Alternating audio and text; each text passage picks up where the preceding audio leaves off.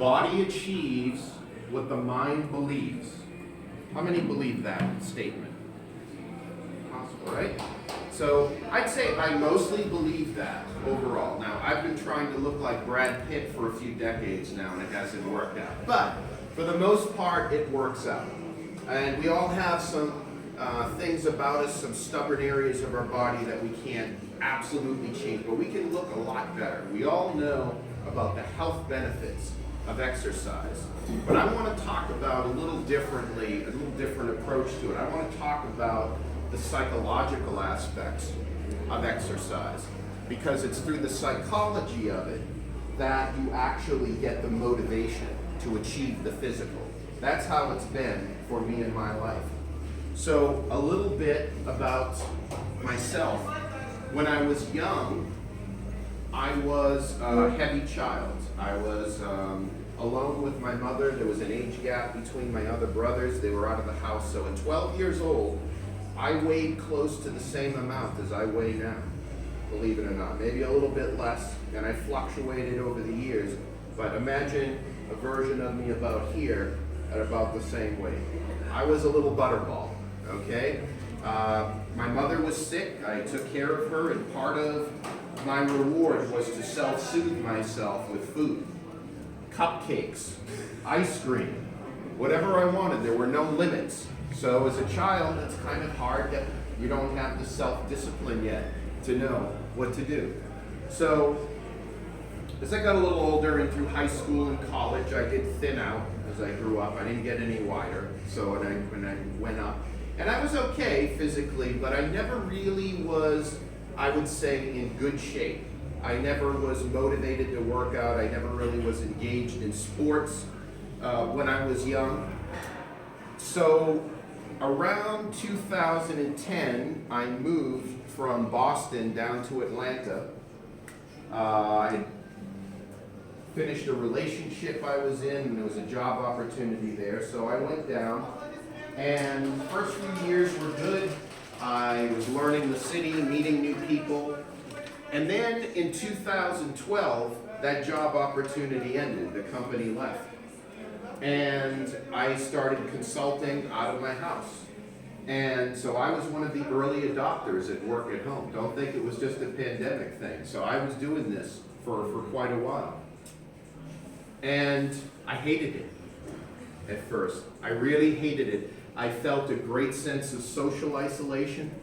I didn't feel like I was connected. A lot of my social relationships were through work, I found, and I found people, you know, they worked during the day, and they kind of had some time at night, but then again, you don't have that connection the same way you do as you're in proximity. So I had a tough time. So I said, I got to do something about this.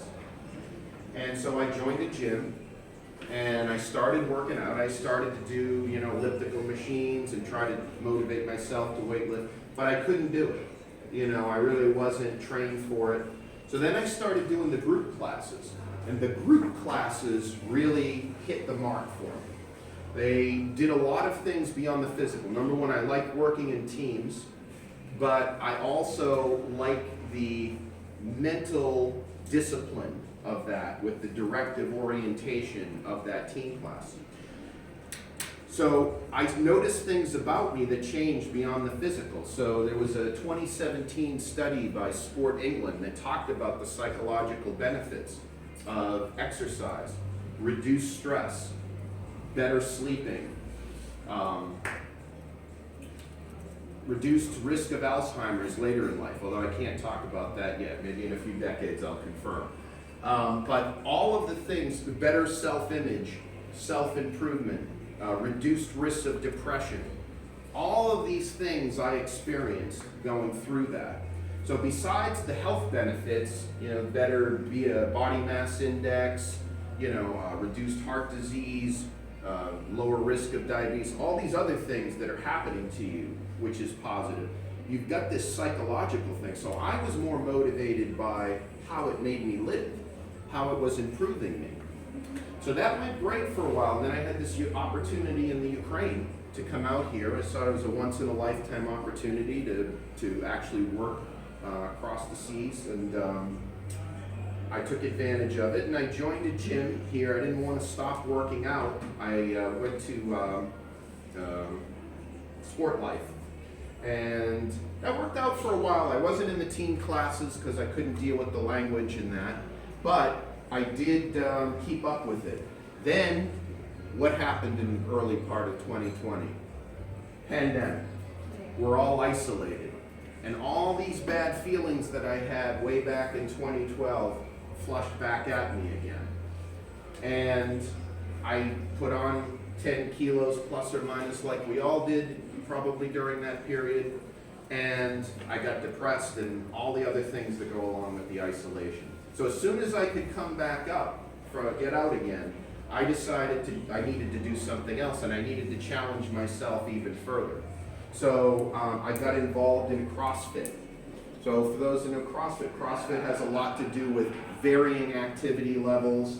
It has a lot to do with intensity, more so, working all parts of the body simultaneously, variety of exercises. And what I found was all of the psychological and mental benefits that I had gotten from the first time around were magnified.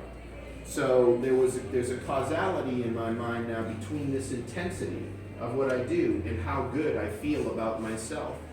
And that's what motivates me to go do that intense CrossFit, which kicks my butt, and basically say, why am I putting my body through this? But that after effect, the glow, the better feeling about myself is what gets me to go that next time.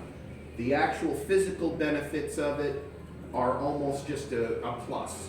They're not the primary reason to do it. So that's what I want to have you take away. Be the better version of you as best as you can be physically by worrying about your mental state.